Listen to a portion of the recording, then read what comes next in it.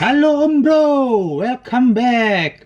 Ya, jumpa lagi di channel kesayangan Om Bro semua. Channelnya Jorok dong. Nah, oke Om Bro.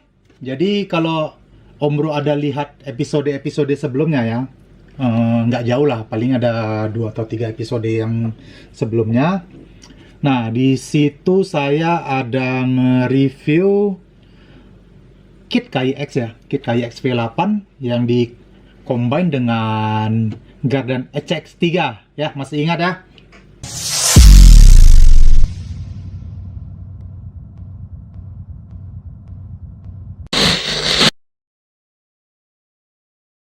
Nah, dari review video itu saya ada dapat satu klien ya yang tertarik untuk dibuild kit yang sama Om Bro ya. Tapi kalau saya cuma nge-review kit yang sama ya nggak asik dong, oke? Jadi di sini saya mengajak Om Bro untuk ikut merakit bareng ya. Ntar akan saya tunjukkan bagian-bagian apa sih yang saya modif ya, biar si KYX V8 ini ya bisa fit dengan Gardan HX3. Oke Om Bro. Nah, di sini sasis kit yang saya pakai ya, KYX V8. Yang menjadi perbedaan dengan KYX V8 yang pernah saya rakit sebelumnya, cuma di sini ya, di warna shock towernya doang.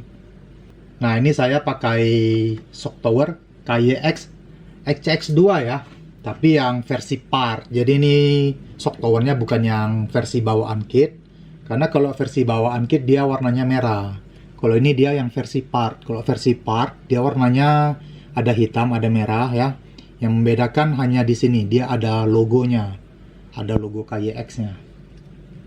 Oke Bro, jadi ini kitnya boleh dibilang sudah jadi ya. Hanya kita tinggal pemasangan gardan dan part-part lainnya. Oke Om Bro. Nah, jadi di sini gardan HX3-nya sudah ready ya. Gardan HX3 yang saya pakai itu produknya KYX ya. Kita semua di sini pakai punya KYX. Nah, ini sedikit informasi. Kalau di video yang jauh lagi sebelumnya ya, itu di video Axial HX3 yang di upgrade full metal. Nah, di video itu saya ada menyebutkan kalau si Gardan HX3 ya, atau casing Gardan HX3 KYX itu cacat produksi ya. Cacat produksinya gimana ya? Karena kemarin itu dia posisi ini ya, ini knuckle-nya kalau lurus, output couple-nya itu juga lurus, jadi dia 90 derajat gitu. Minusnya apa ya? Efeknya apa? Jadi kalau Gardan itu dia sebenarnya tidak lurus begini ya posisi knuckle ya. Dia agak miring sedikit. Nah, kalau dia tadi 90 derajat, itu posisi output ke couple-nya itu jadi turun ke bawah ya. Agak melenceng. Nah, di sini si KYX sudah berbenah Om Bro. Oke, kelihatan ya. Oke, nah. Jadi dia tidak 90 derajat lagi ya. Dia sudah ada sudut kemiringan. Sekarang kalau posisi knuckle-nya miring, dia output ke couple-nya ini udah lurus nih.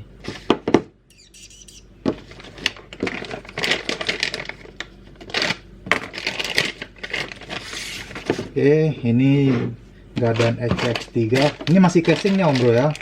Gear-gearnya, staff-staffnya semua ada di sini. Sebenarnya kalau untuk pembelian Gardan HX3 ya, punya KYX, apalagi kalau yang versi komplit, itu sebenarnya sudah dirakit utuh ya dari pabriknya.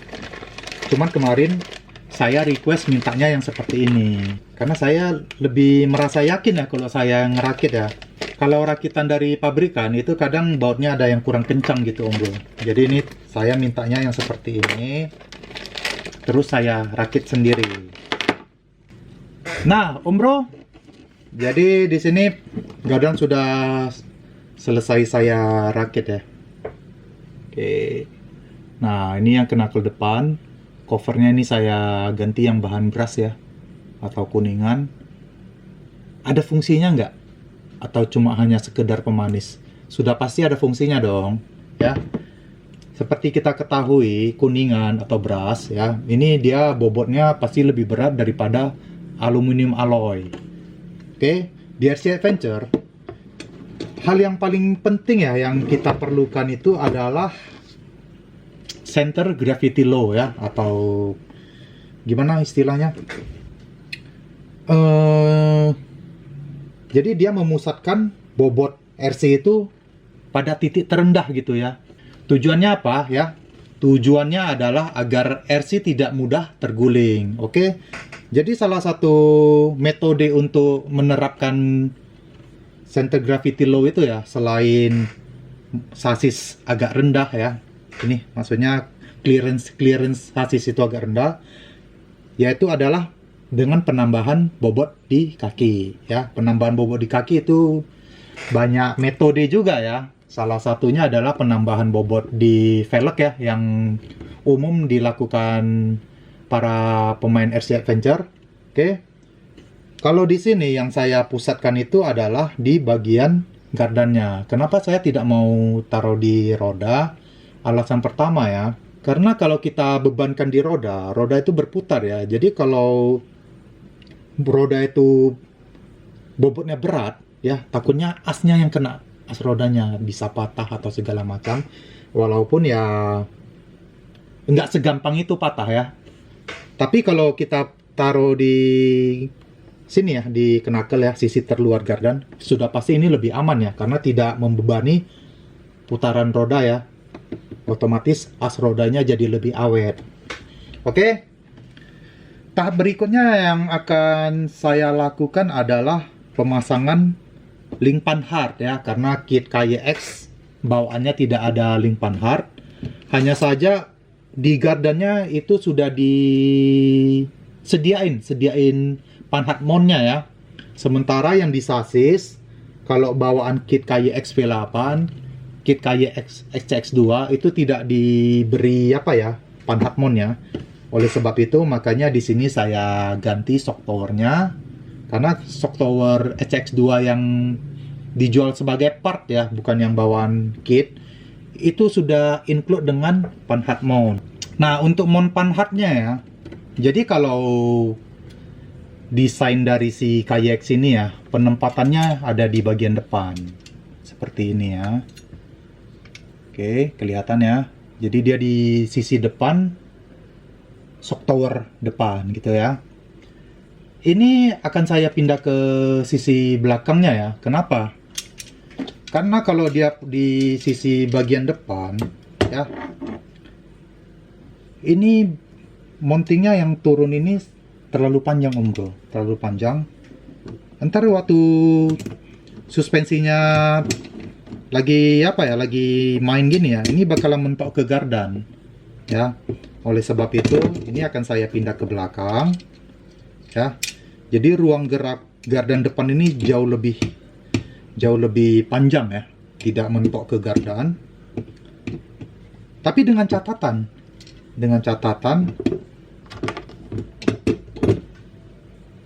ini kaki mount panhardnya ini mesti dipapas juga, gimana pun mesti dipapas, karena ini memang dia terlalu panjang om bro ya. Jadi ntar akan saya sisain pas untuk satu mata rod end ya bro. Ntar akan saya tunjukkan hasil jadinya ya, karena proses ini akan sedikit makan waktu. Mungkin ini akan selesai di hari berikutnya om bro. Nah om bro, sudah jadi ya.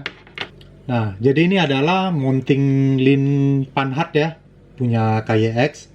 Hanya saja ini sudah saya modifikasi sedikit ya.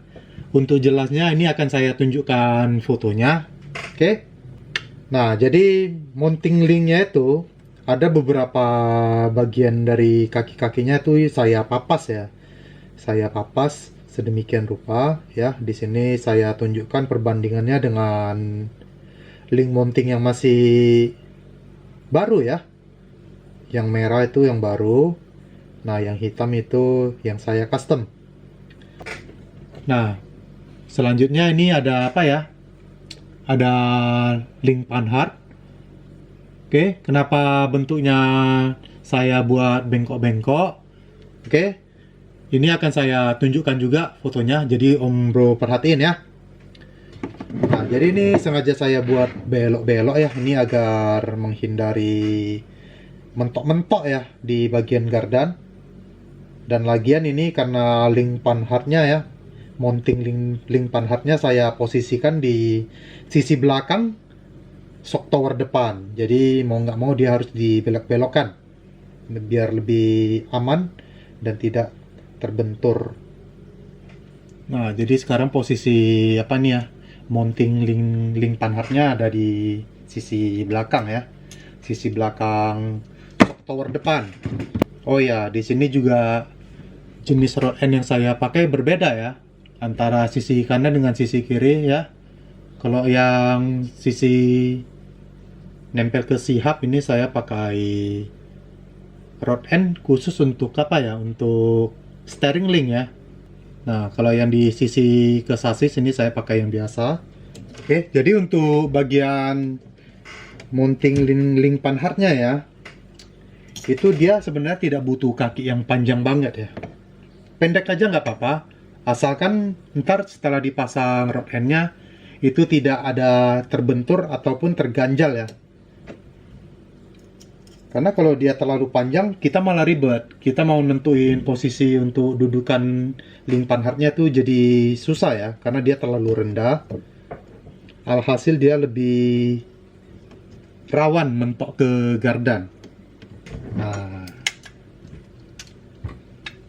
oke. Tadi Om Bro sudah lihat di foto ya, hasil pemasangannya seperti apa.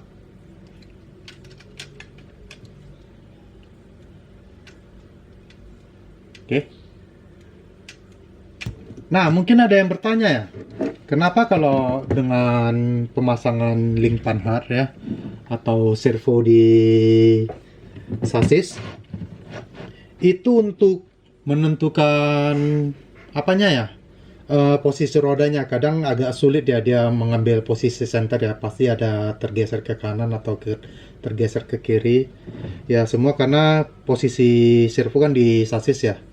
Link steering ini dia menempel ke servo, jadi saat ada pergerakan naik turun ini otomatis link apa ya, link steering ini ya pasti ada ketarik sedikit ya ngikutin pergerakan dari servo, jadi otomatis dia lebih susah center ya. Kita bisa meminimalisirnya ya, tapi ya lagi-lagi dia tidak akan fit di posisi itu, pasti tetap akan bergerak. Selanjutnya adalah pemasangan shock.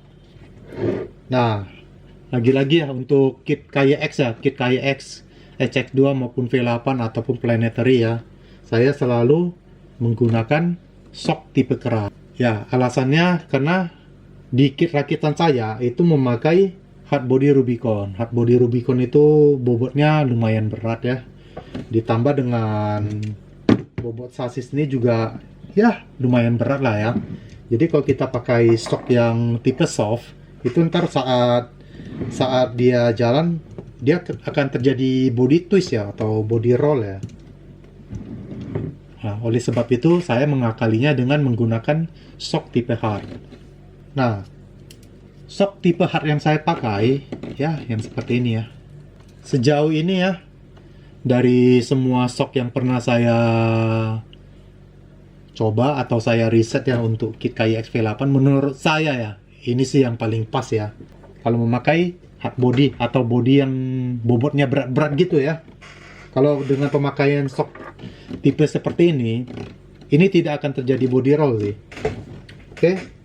Nah, berhubung ini karena kita memakai gardan HX3 ya, posisi dudukan shock posisinya ada di sini ya, di kedua celah ini, yang sebelahnya untuk link, yang sebelahnya untuk shock. Nah, karena dia sudah paten seperti ini, celah untuk shock ini dia lebarnya melebihi dari ball end dari shock ini ya. Jadi mau nggak mau ini harus saya ganjal. Oke Om Bro, nah ini sekarang posisi shocknya sudah terpasang ya. Ini kalau Om Bro perhatikan ya, Mungkin kaki-kakinya kelihatan agak tinggi. Tidak apa-apa ya, kita kesampingkan dulu masalah ketinggiannya. Oke. Berikutnya ini apa yang mesti saya setting lagi ya, kalau Om Bro perhatikan.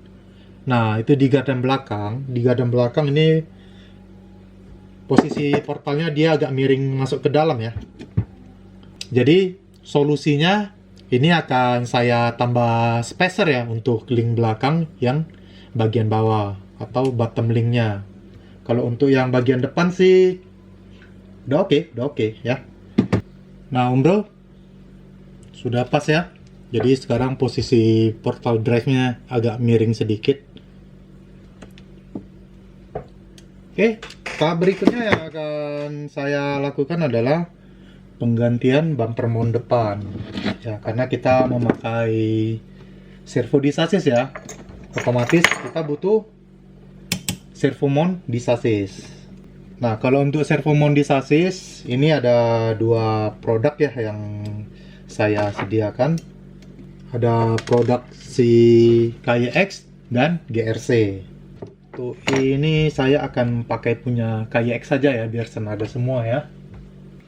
Nah, jadi untuk servo mount ini ya, servo mount di sasis, ini bukan bawaan kit ya, jadi ini dijual terpisah sebagai part oleh KYX. Yang menjadi minus dari servo mount ini ya, servo mount atau bumper mount KYX ya, yang untuk servo di sasis, dia posisi lubang bautnya nih di ujung ke ujung ya. Jadi sementara kalau untuk rakitan KYX saya ya, apalagi kalau udah yang habisnya lumayan, itu saya selalu rekom untuk ditambahkan steering link protector ya, steering link protector. Hanya saja untuk steering link protector dia posisi bautnya dia masih memakai posisi baut di apa ya, bumper mount asli ya. Dia jaraknya berdekatan, jarak bautnya. Sementara kalau yang di sini dia jauh. Oke, otomatis ini masih saya buat lubang dan akan saya buat berat juga ya. Nah, kelihatan ya jarak bautnya dia yang ujung ke ujung.